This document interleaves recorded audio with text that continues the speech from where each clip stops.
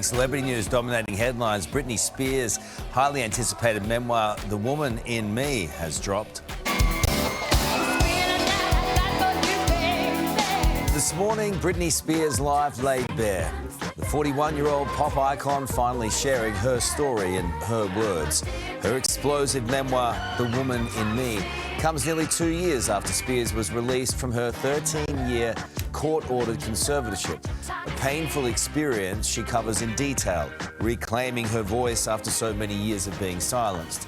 The bombshell book also revealing some brutal truths from her high-profile romances and painful secrets, including an unwanted abortion after falling pregnant with childhood sweetheart Justin Timberlake. Despite the setbacks and sadness, the star also shares her high notes, a complicated, sometimes harrowing journey from teen superstar to one of the best-selling female artists of all time. Well, there's only one man who can unpack a 600-page book in less than 2 minutes. That's entertainment guru Sam Rubin, who joins us now from New York City. Sammy, good morning to you. Some pretty disturbing revelations here. Talk to us.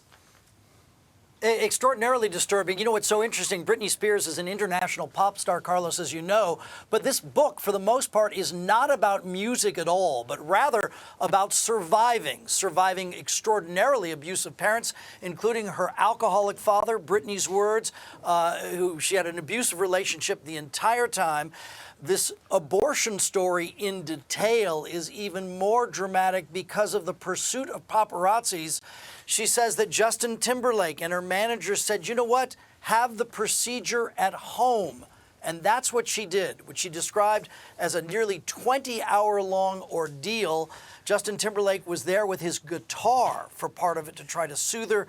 There are other sort of bold-faced stories like that. It reads almost like a survival tale. One thing that's very interesting is how a nurse, when she was under this conservatorship and was really imprisoned, a nurse said, hey, you know what, Britney? Your fans are saying that you're not being treated properly. That was in June of 2021. She made a dramatic 911 call a few months later, then the testimony in November, and then freedom at last. But if not for that nurse alerting her to the fact that the outside world cared about her, Britney still might well have been under that conservatorship. All right, Sam, there's a lot to break down from all this. We appreciate you being on. Sam Rubin, live from New York City. Appreciate it. Jane. So much for sharing your morning with us today. We'll get straight into the big celebrity news of the day. And wow, it is big indeed. Britney Spears' highly anticipated memoir, The Woman in Me, has dropped. Let's go to our Britney expert, Richard Wilkins, who joins us now. Dickie, it is B-Day. Well, it is B-Day. This is the day that Britney fans have been waiting for, the day that Britney fans just can't wait to devour. The book is out as she lifts the lid on her life and career, from the Mickey Mouse Club to her troubled teens, her complicated relationships and controlling family, of course, and that infamous conservatorship that had her imprisoned in her own life. Now, in the lead up to the book's release, there was a lot of heat on her ex, her childhood sweetheart Justin Timberlake, after details of their relationship were leaked. He was said to be pretty concerned about what the book might reveal, and now we know why. There was the unwanted abortion that she had at home after falling pregnant to Justin that he apparently talked her into when she was just 19, as well as how he later dumped her via a 2-word text. Now the book is out and we have her full story, and joining us to talk it through, entertainment reporter Sam Rubin, who joins us from New York City. Thank you for coming on the show, Sam. I guess Justin is the major takeout of the book, right? I think Justin is going to generate, Dickie, the majority of headlines. And what's interesting here is we already knew about this abortion, which is an extraordinary headline, but now we have the details that it was, in fact, a baby that Britney thought she would like to keep, and that Justin said that he was simply too young to be a father, that they weren't prepared for fatherhood. And also this idea of having the procedure at home. Obviously would have been a healthier circumstance, certainly mentally, if not physical health, to go to a hospital. But Justin, his people, Britney's people, were concerned that the pursuit of paparazzi showing Britney going to a hospital would somehow have the story leak out. Until the advanced publicity for the book, we had never heard this story about Britney. The secret's been kept for decades. But now the story is out, and Justin Timberlake, as you indicated, does not come off too well. That 2-word text, it's over. The fact that Britney, quote unquote, cheated with a choreographer while Justin had many, this double standard. She talks about that in the book quite a bit, that his Cry Me a River sort of painted her with a bit of a scarlet letter. And it really wasn't reflective of what transpired in the relationship. Well, it's very clearly that he used that moment as that piece of trauma for her as his own art to make money. But, Sam, it's good to see you again, but this is clear that something she's revealing about this conservatorship of her family. She does go into detail what she was subjected to over that period, and it seemed as well, the saddest part of it all is that it was like a sense of, within her family, of history repeating itself because the same thing had happened to her grandmother. Yes, that there was this history of what I would describe as both mental instability and being institutionalized. It happened to 2 of her relatives, her grandmother among them.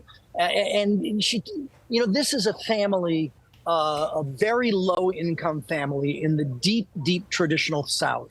And so I think a lot of things that we associate with modern day life, like mental health and being cognizant of these things, just did not exist in the Spears family long before Britney was ever born. And this conservatorship and that phrase from her father, now I'm Britney Spears. And the fact that she endured this for such an extraordinary length of time, 13 years, that she'd been so, in effect, beaten down by her circumstances, beaten down by both parents, that she wasn't able to really find the strength to get out from under their collective thumb. And again, it's an interesting, a very compelling book. But at its core, it's a very sad book. And one thing that somebody pointed out, Britney Spears is an enormous pop star, as all of us know. There's very little about music in this book. It's mostly, one sad tale to another.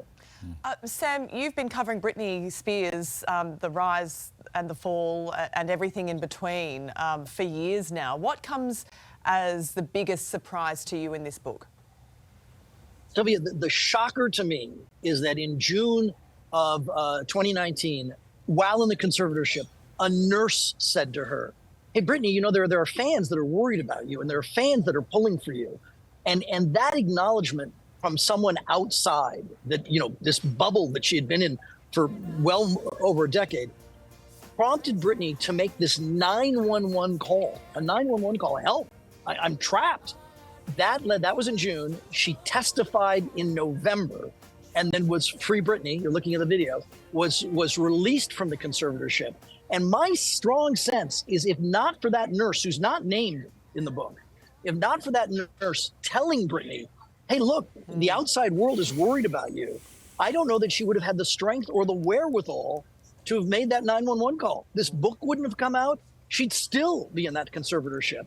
It's extraordinary to me how close she came to effectively never getting out of this. That's right. Well, she's lived a life in the spotlight, Sam, and now she's telling the story from her point of view. The Woman in Me is out today. We thank you for your time, sir. Enjoy the Big Apple. Sam Rubin there in New York City. All right, thanks, Dickie. And we're going to be speaking to another Britney biographer coming up very, very shortly to see what they think and their reaction to this too, because it has really shaken Hollywood and America and the entertainment industry. So we have more to come. Dickie, see you soon. Thanks, Dickie. Okay. Hey there, Today fans. Sarah and... What's my name again? Oh my goodness, Carl. Hey, thanks for watching our YouTube channel, though. Subscribe now for more news, special reports, and amazing Aussie stories. And Carl misbehaving, Whoa, of course. that never happens. Always happens. What's she talking about?